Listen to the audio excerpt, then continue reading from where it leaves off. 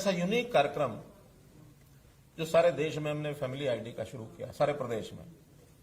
अभी तक व्यक्ति की पहचान आधार कार्ड से होती थी, लेकिन अब परिवार की पहचान फैमिली आईडी से होने लगी है।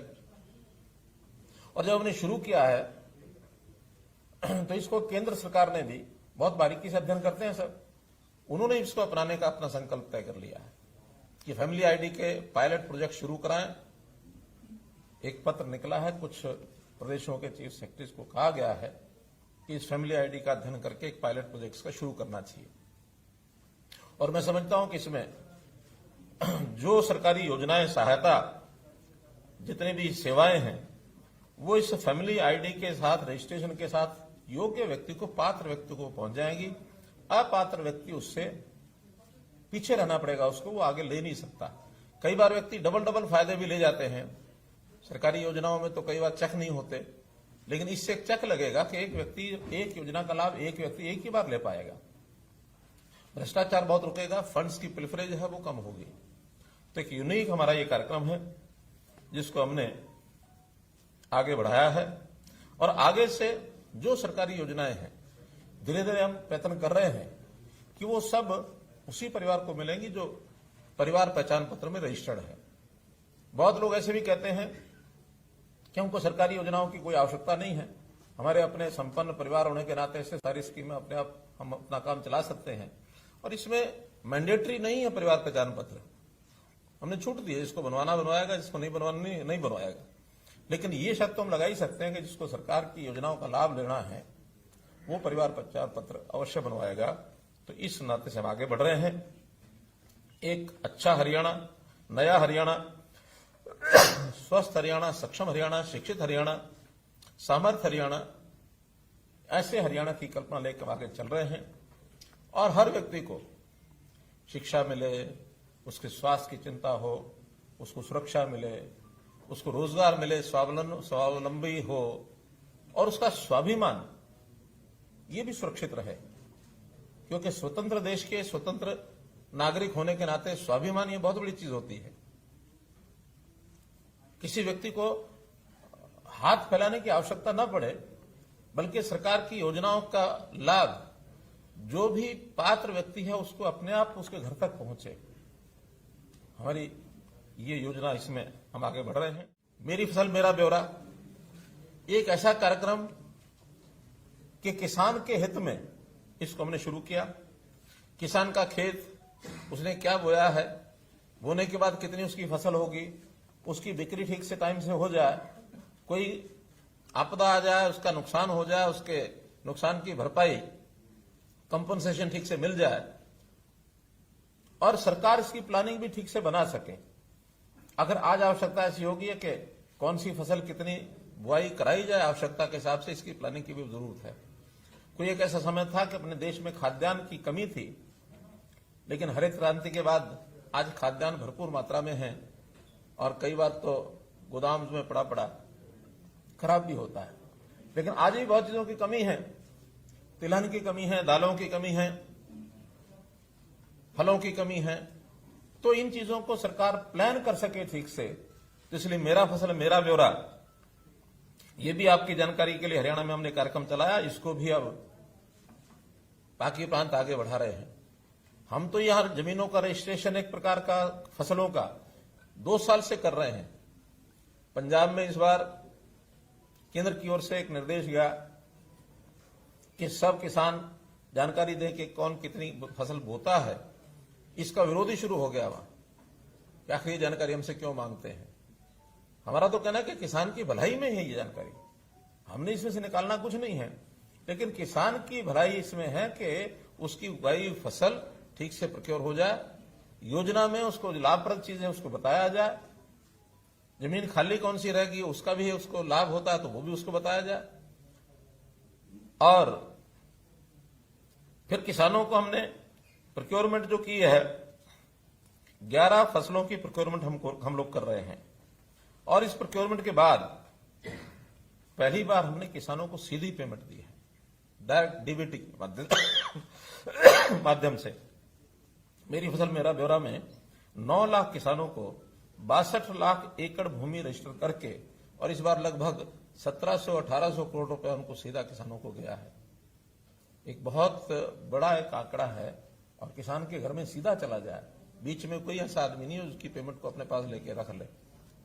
जो किसान आज तरह तरह की बातें करते हैं, मैं समझता हूं अगर हरियाणा के सारे सिस्टम को ठीक से समझ जाएं तो ये भूल जाएंगे कि किस कानून का क्या उपयोग है। हम तो बिना कानूनों के भी इतना कर रहे हैं और कानूनों में यही बातें हैं, कानून में और कोई बात नहीं है। चाहे वो मंडियों की बिक्री की बात है, चाहे वो कॉन्ट्रैक्ट खेती की बात है, सारे विषय यही है और कोई नहीं है। तो इसलिए इन विषयों को आगे बढ़ा रहे हैं। परिवार पहचान पत्र में हमने हर गरीब परिवार को कैसे सहायता दी जाए, मुख्यमंत्री परिवार समृद्धि योजना हमने शुरू की। 6,000 रुपया केंद्र सरकार की ओर से भी, प्रधानमंत्री जी की ओर से भी अनाउंस किया गया। 6,000 रुपया हमने भी अनाउंस किया कि उसकी जितनी भी स्कीमें हैं, जिसका प्रीमियम उसको देना होता है वो दे नहीं पाता है या देने की मंशा नहीं होती है, लेकिन लाभ बहुत होते हैं उन स्कीमों के। हमने कहा उन स्कीमों का प्रीमियम इस 6,000 रुपये में से हम देंगे। चाहे जीवन ज्योति योजना है, चाहे प्रधानमंत्री सड़क सुरक्षा बीमा योजना है, या प्रधानमंत्री फसल बीमा योजना है, या फिर सम्मान निधि है, किसान सम्मान निधि है, लघु व्यापारी सम्मान निधि है, श्रमजीवी सम्मान निधि है, तो इनके सबके प्रीमियम उसमें से हम देंगे। एक बहुत बड़ी एक योजना। फिर हमने ये कहा कि 1 लाख परिवार जो सबसे गरीब है उसका हमने कोई पैमाना नहीं रखा कि इतनी सीमा से नीचे। हमने कहा जो न्यूनतम आय के हैं उसका सर्वे हमारा चल रहा है, इनकम का वेरिफिकेशन। जो न्यूनतम होंगे वो न्यूनतम की सीमा 10,000 तो खैर नहीं होगी, 25, 30, 50,000 रुपया कुछ ना कुछ निकलेगी। तो उन 1 लाख परिवारों को मुख्यमंत्री अंत्योदय परिवार उत्थान योजना, इसमें से उनको काम दिलाएंगे। तो शिक्षा विभाग को भी ऑनलाइन करने का हमको अवसर मिला है।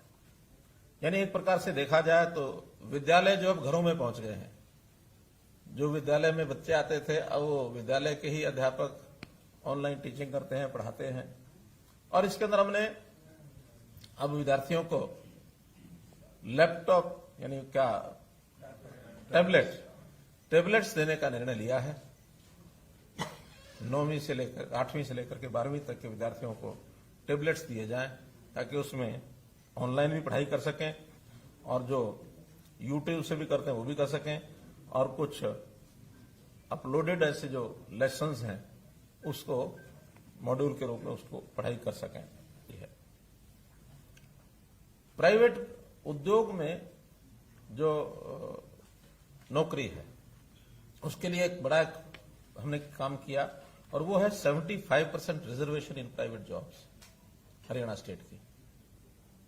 थोड़ा इसमें उद्योगपतियों का थोड़ा सा जिसको कहना चाहिए कि विरोध शुरू में था, लेकिन अब धीरे धीरे वो इस लाइन पर आ गए हैं कि इस काम को हम करेंगे। उनकी ओर से अपेक्षा है कि हमें स्किल्ड यानी एक प्रकार से जो फॉर्मल स्किलिंग है, सॉफ्ट स्किलिंग है, इस प्रकार की जितनी आवश्यकता है उतनी करा कर देंगे तो वो नौकरी में रखने के लिए कोई उनको कठिनाई नहीं है, दिक्कत नहीं है, वो देंगे। तो इसको एकदम फाइनल करने के लिए उसके रूल्स हैं वो बनाए जा रहे हैं और ये बहुत जल्दी इसको हम पूरा कर देंगे। कांग्रेस के खास करके कुछ आलोचनाओं में एक बड़ा आलोचना ये करते हैं कि हमने अपने समय में ये किया, हमने अपने समय में वो किया। और एक विषय पिछले दिनों में काफी चर्चा में उन्होंने चला रखा है कि मेडिकल कॉलेजेस, इसके बारे में बताएं कितने खोले हैं। अब उनको कहीं कोई चीज नहीं मिलती तो कहीं ना कहीं उंगली टिका देते हैं जाकर के। मैं मेडिकल कॉलेजेस के बारे में कह रहा हूं कि उन्होंने जो खोले हैं अच्छा ही अच्छी बात है, जो खोले हैं तो खोलने ही चाहिए, किसी सरकार को नहीं खोलने चाहिए ऐसा हमारा मत नहीं है। लेकिन हमने जो खोले हैं वो बता रहा हूं कि हमने आने के बाद फरीदाबाद का अटल बिहारी वाजपेयी मेडिकल कॉलेज, सिरसा यमुनानगर कैथल में घोषणा की है, उसका बहुत जल्दी निर्माण शुरू हो जाएगा। नारनौल में, जींद में, भिवानी में और गुरुग्राम में ये निर्माण शुरू हो चुका है। श्री कृष्णा आयुर्वेदिक विश्वविद्यालय ये बन चुका है। डेंटल कॉलेज मेवात में 135 करोड़ रुपए का ये बन चुका है। कुटेल में पंडित दीनदयाल उपाध्याय जी के नाम से यूनिवर्सिटी ये बन चुकी है। 6 नर्सिंग कॉलेज 194 करोड़ रुपए के बन चुके हैं। और ये तो जो नए बनाए हैं वो बोल रहा हूं, जो पुराने भी पहले बनाए गए थे उसमें भी भवन खड़ा करने तक ही सीमित रहे, उन्होंने उसको आगे विस्तार नहीं किया। उसका हमने हर एक मेडिकल कॉलेज का विस्तार किया। और 2014 में जो एमबीबीएस की 750 सीटों का एडमिशन मिलता था आज वो 1850 MBBS की सीटें इस साल एडमिशन हुए हैं, मोर देन डबल। आखिर ये हमारे वाले मेडिकल कॉलेज तो जब चलेंगे तब चलेंगे। ये तो पहले वालों का ही विस्तार किया, उसमें भी हमने पर्याप्त पैसा खर्च किया है। बजट में भी जितना पैसा उन्होंने नए लगाने में किया होगा उससे ज्यादा बजट हमने उन सब मेडिकल कॉलेज में लगा के और ये 1850 मेडिकल कॉलेज की सीटें बढ़ा करके हमने ये सब काम किए हैं। इस बार हमने बाजरे की खरीद की। एक बहुत अच्छा संदेश उसका गया कि हम हरियाणा में बाजरा खरीद रहे हैं और सबका खरीद रहे हैं। संयोग से 7 लाख मीट्रिक टन से ऊपर हमारी खरीद हुई, लेकिन उसमें एक पहलू ऐसा जिसको मैं दुर्भाग्यपूर्ण कहूंगा कि राजस्थान खरीदता नहीं है और राजस्थान का किसान भी, क्योंकि रेट का अंतर बहुत है, रेट का अंतर यानी उस समय सीजन के दिनों में भी 400-500 रुपया होता है, बाद में तो हमको बहुत सस्ता बेचना पड़ा, लेकिन 400-500 रुपए के लालच में राजस्थान का किसान हमारे आगे बेच के जाता है। और दूसरा, कुछ लोग बाहर से सस्ता ला करके व्यापारी भी किसान के नाम से बेच जाता है, हमें नुकसान उठाना पड़ता है। और ये जो नुकसान होता है ये अल्टीमेटली तो हरियाणा के किसान का नुकसान है, क्योंकि वही पैसा जो बचेगा वो किसान के खाते में कहीं और देंगे हम। बहुत सी योजनाएं हमारे पास किसानों की हैं। इस बार 700-800 करोड़ रुपए से ऊपर नुकसान इसका गया है हमारा, जो हमने दोबारा से बेचा है उसको, क्योंकि अपनी खपत बहुत कम है। बहुत मुश्किल से 1.5 से 2 लाख मीट्रिक टन हरियाणा की बाजरे की खपत है जो पीडीएस में हम देते हैं, बाकी सब बेचना पड़ता है। इस बार हमने बाजरे के लिए भी कहा है कि उसकी खेती भी कम करो, और कम करने के लिए एक योजना जिसे मेरा पानी मेरी विरासत योजना बनाई थी हमने 7,000 प्रति एकड़ की, बाजरे की योजना दे रहे हैं, क्योंकि बाजरे में पानी वाला विषय नहीं है, बल्कि पानी तो बाजरे में कम लगता है, लेकिन बाजरे की खपत तो उतनी नहीं है जितनी उपलब्ध होती है। इसलिए उसकी जगह दालें लगाएं, मूंग लगाएं, उड़द लगाएं, अरहर लगाएं, कपास बोएं। तो ये चीजें अगर करेंगे तो उनको 4,000 रुपया प्रति एकड़, जिन्होंने पिछली बार बाजरा बोया था और इस बार दाल पर तिलहन पर शिफ्ट हो गए, उनको 4,000 रुपया प्रति एकड़ उनको अनुदान मिलेगा। और जो बाजरा भी बोएंगे उसको भी इस बार हम भावांतर भरपाई योजना से ही खरीदेंगे, ताकि राजस्थान का आदमी ना आ सके, ताकि जिसने स्टोर कर लिया है वो दोबारा से मंडी में ना बेच सके, क्योंकि स्टोर करने वाले आज भी स्टोर कर गए हमारे यहां सस्ता खरीद के कि अब जब मंडी खुलेगी तो हम सरकार को 250 फिर बेच देंगे। तो वो रोटेशन चलता रहेगा। उस रोटेशन को बंद करने के लिए केवल किसान जिसने बोया है उसी को भावांतर भरपाई योजना का पैसा मिलेगा। तो ये एक किसानों के हित में, खास करके हमारे जो बाजरा ग्रोइंग फार्मर्स हैं उनके हित में ये बात मैंने बताई है कि बाजरा छोड़ दें तो 4,000 रुपया लें, बाजरा बोएं तो इस बार प्रोक्योरमेंट की बजाय उनको भावांतर भरपाई योजना का पैसा मिलेगा, डीबीटी से मिलेगा सबको, सबके उनके खाते में जाएगा। वो हमारे पास डाटा आ जाएगा सारा, मेरी फसल मेरा ब्यौरा में इस बार। और डाटा को लेने के लिए थोड़ा सा इस बार हमें और मेहनत करेंगे कि हर खेत का फसल का डाटा ये हमारे पास आ जाए। कई बार बहाने मारते हैं कि भी हम तो बोया था बाजरा लेकिन हमारी तो फसल लिखा ही नहीं गया। तो इस बार सारे डिपार्टमेंट लग करके, चाहे उसमें रेवेन्यू डिपार्टमेंट है, एग्रीकल्चर डिपार्टमेंट है, इरिगेशन डिपार्टमेंट है, और हमने आउटसोर्सिंग सिस्टम से भी हम लोग लगाएंगे, ड्रोन मैपिंग ये भी हम कराएंगे। तो इसलिए इसको थोड़ा सख्ती से लागू करेंगे। ये विषय भी आपके सामने में